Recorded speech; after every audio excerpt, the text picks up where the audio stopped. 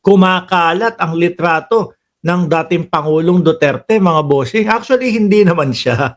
No, hindi siya mismo ito. Pero, mga kababayan, no, kung susundin natin yung mga sinasabi po nila Sara Duterte, kung susundin po natin yung sinasabi ng mga payat na daw po ang dating Pangulo, ganito ang magiging itsura niya. Di po ba? Kasi bago ho yan pumasok sa ICC, bago ho napunta sa ICC ang dating Pangulo, payatot na din ho eh. Mapayat na din po eh. Tapos tagilid yung paglalakad ho. Mga kababayan, ako may magsasabi na naman dito, mocking an old man in ICC? Shame on you, sasabihin na naman yan. Karma, babalik sa iyo. Ganyan na naman sasabihin ng mga, mga DDS, mga bossing. Nakalimutan ho yata. Ang minamak nito eh yung Panginoon. Mas masahol ho yun. Siguro yan yung karma ng dating Pangulong Duterte. Di po ba? So ganito na mga kababayan, kapayat ang dating Pangulong Duterte kung sakali. Ano po? Ganyan na din siguro ang itsura ng dating Pangulong Duterte kung sakali ho. Mga kababayan. Ako hindi ho ako naniniwala doon sa naratibo nila eh. Bakit ho mga bossing? Kasi po, sabi ko nga sa inyo, kung kailan pa ba natanggalan ng stress ang dating Pangulo, saka pa papayat ng ganito. Kayo ho, mga bossing, pag gumiginhawa ang inyong buhay, pag naleles yung pagod ninyo, kapag kayong puro pahinga kayo, puro kain kayo, ano nangyayari sa inyo? Di ba tumataba kayo? Di ba Sir Almond Lee at Oliver Rowena Jason? Jason? Tumataba tayo. Mas gumaganda ang pangangatawan natin kasi nagiging hiyang, hydrated at sagana sa pagkain at sagana sa pahinga.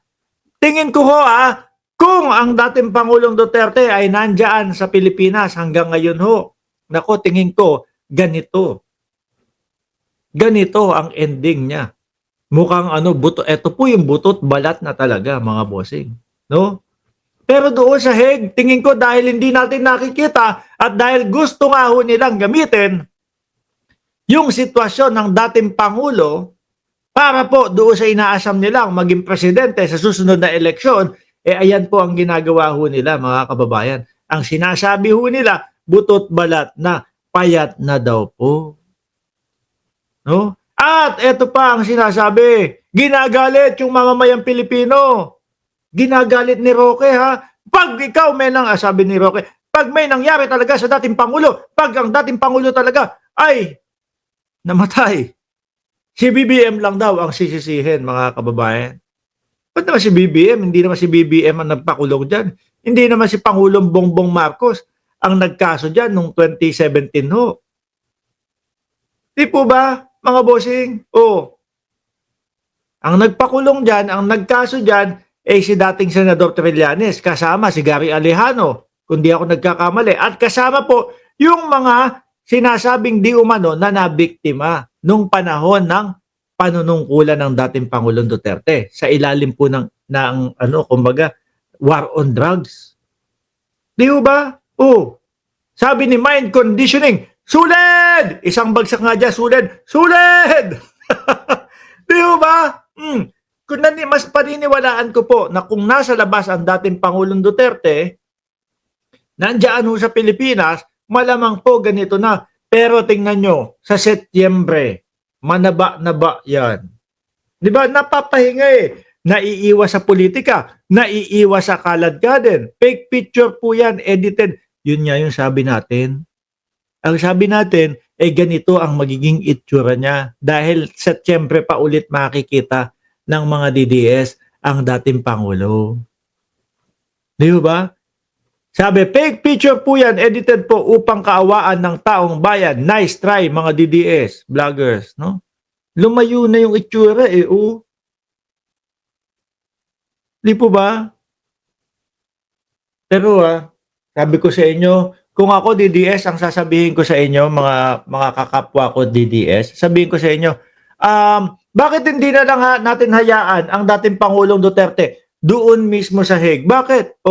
At least nakakapagpahinga talaga. Wala ngang bembang. walang bembang, kaya lang, totoong nakakapagpahinga naman ang dating Pangulo. Di ho ba, mga bossing? Hmm.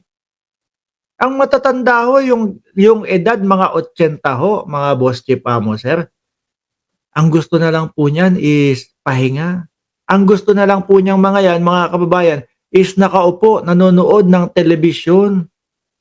Di ba? Ayaw na niyan. Yung ano, pupunta tayo doon sa ano, sa kampanya. Pupunta tayo dito para magmautog. Magsinungaling ka ulit, dating Pangulo. Sabihin mo ulit, bangag si Marcos kahit wala ka namang ebidensya. Ayaw na ng mga ganyan yan.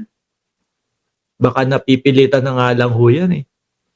Di po ba? Wala, no choice. Kapag ka hindi natin napabagsak ang administrasyon ni Bongbong Marcos, malilintikan tayo. Yun na nga po yata ang nangyayari. Nalilintikan na po. Dahil unti-unti po nahahalungkat, mga boss Chief Amo, sir, yung mga issue sa kanila. Yung mga hindi nila kayang ipaliwanag ho. Di ba? Sabi ni Ma'am Nenita Kayabyab, bakit ninyo sisisihin si PBBM? Siya ang gumawa niyan sa sarili niya. Sabi ni Miss Lady Chacha, Lady Cha, sinong nag-edit niyan, boss? Parang alien yan ah. Hindi ko alam. Nakuha lang nung Team MR to at ito sabi, Boss Mark, bigyan mo ng reaction ito. Ito daw yung itsura na ni Duterte, no? Edit lang po yan. Dahil muli po nilang matutunghayan, muli po nating matutunghayan ang dating Pangulo sa Setyembre pa ho, mga bossing. Sa Setyembre pa ho, mga kababayan.